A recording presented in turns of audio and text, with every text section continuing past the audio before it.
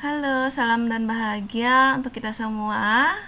ALJ Belajar kembali lagi bersama Kung Lili. Di video kali ini saya akan membahas mengenai membuat tabel distribusi frekuensi dari suatu data yang masih tersebar atau masih tercacah, ya. Nah, adapun langkah-langkahnya itu cukup ada 3 langkah. Yang pertama itu cari jangkauan. Apa sih itu jangkauan?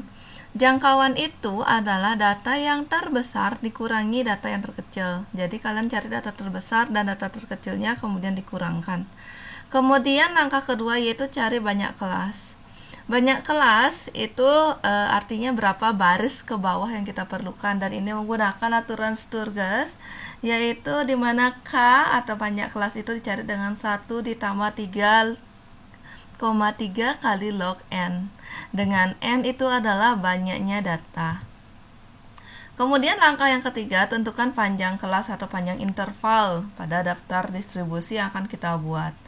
Caranya yaitu panjang kelas itu jangkauan yang udah kita cari sebelumnya di sini dibagi dengan banyak kelas. Oke. Nah, saya langsung aja ke contoh ya. Nah, di sini saya berikan data nilai ulangan matematika. Nah, datanya masih tercacah kayak gini. Anggap ini adalah nilai ulangan matematika di suatu kelas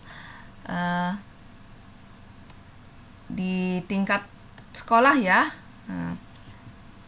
Nah, misalkan kita akan menentukan atau membuatkan data ini ke dalam bentuk tabel distribusi. Jadi kita harus mencari berapa sih baris ke bawah yang diperlukan dan berapa sih panjang intervalnya. Jadi yang pertama kan kita cari jangkauan J.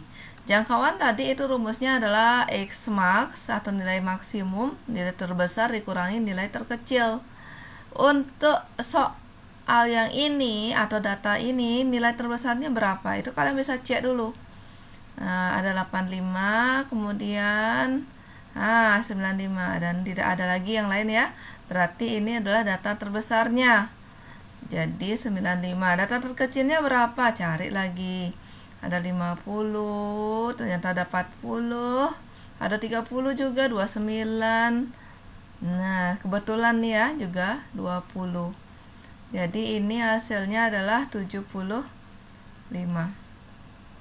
Kemudian yang kedua, kita cari berapa sih baris yang ke bawah itu. Harusnya tabel kita dengan menggunakan rumus Sturges, yaitu 1 ditambah 3,3 log N. Nah, jadi N-nya dulu berapa sih banyaknya data nih? 1, 2, 3, 4, 5.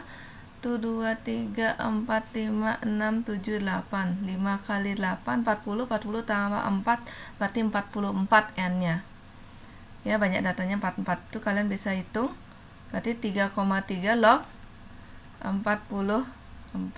Nah, gimana caranya nyari ini? Nah, jadi kalian bisa buka kalkulator, cari terlebih dahulu log 44. Log 44 itu adalah 1,64 gitu kalau dibulatkan ya. Ingat kali dulu baru ditambah. Berarti 3,3 kali 1,64 itu hasilnya 5,42. Dan ini jika ditambah hasilnya 6,42. Kalau kalian bulatkan itu bisa saja menjadi 6. Ya, 6,42 dibulatkan jadi 6, berarti banyak baris ke bawah di kelas yang akan kita buat, tabel yang kita buat ada 6. Kemudian cari P. Berapa sih harusnya rentangannya panjang interval, yaitu tinggal jangkauan dibagi K, yaitu 75 dibagi 6. Ya, 75 bagi 6 ini kira-kira 12,5. Kita bulatkan dia ke 13 kayak gitu. Nah, jadi kita sekarang buat nih tabel distribusinya. Kita masukkan satu per satu data. Nah, buatkan 3 dulu. Kenapa 3? Itu kayak pemilu gitu loh. Kita perlu torus. Nah, di sini. Ada di sini nilai, di sini torus. Ini ini F. Nah, bagi yang pernah melihat orang memungut suara pas pilkada atau pilpres kayak gitu kan, dibacakan satu-satu kayak gitu. Jadi ditoruskan. Kita buat rentangannya dulu nilai. Jadi di sini nilai terendahnya kan 20, nilai tertingginya 95. Gimana kita membuat tabel di sini ya, rentangannya itu biar memuat data terkecil sampai data terbesar. Itu boleh aja diambil data terkecil kan 20. Kemudian kita ingin panjang kelasnya 13. Berarti dari 20 biar 13 kan 20, 21, 22, 23 sampai 32. Nah, ini panjang kelasnya 13 kan? Coba aja hitung. Kemudian sudah 32 berarti startnya 33 sampai 45. Kemudian 46 sampai 58. 59 sampai 71. Kemudian 72 sampai 84.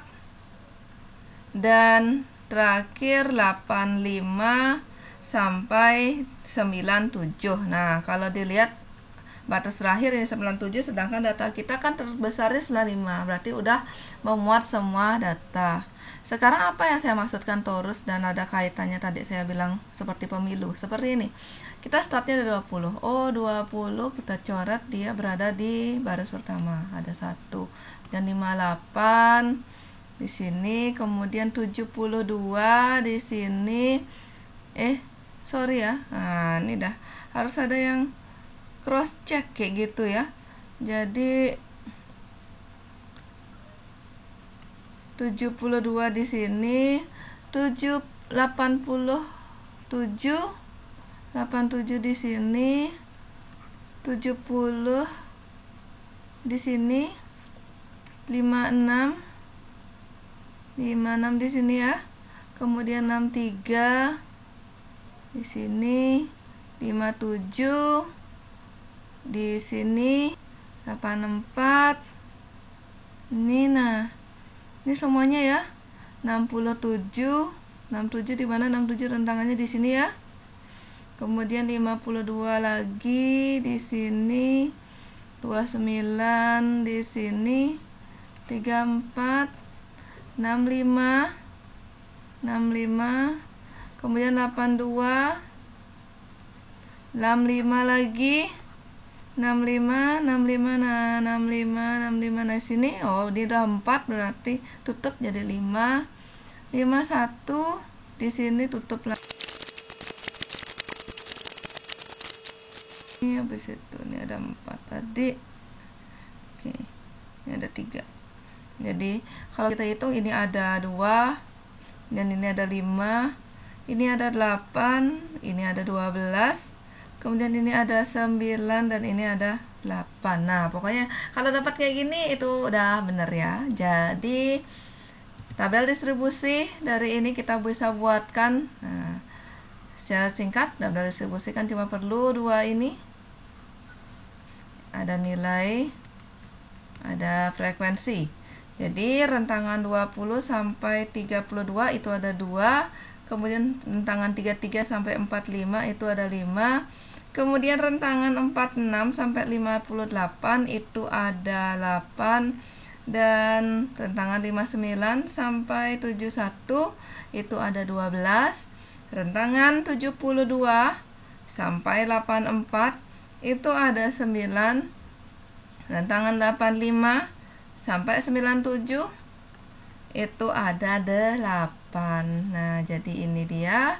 Dan saat kalian tambahkan ini semuanya dan itu hasilnya 44. Data yang kita tadi hitung itu juga jumlahnya secara tercacah kayak gini adalah 44. Kalau sudah benar jumlah frekuensi setelah kalian toruskan, setelah kalian buatkan ke tabel sesuai dengan jumlah real data yang masih tersebar, berarti tabel distribusi kita kemungkinan sudah benar. Oke, itu langkah-langkah membuat tabel distribusi frekuensi. ALJ belajar bersama Ko Lili undur diri. Terima kasih.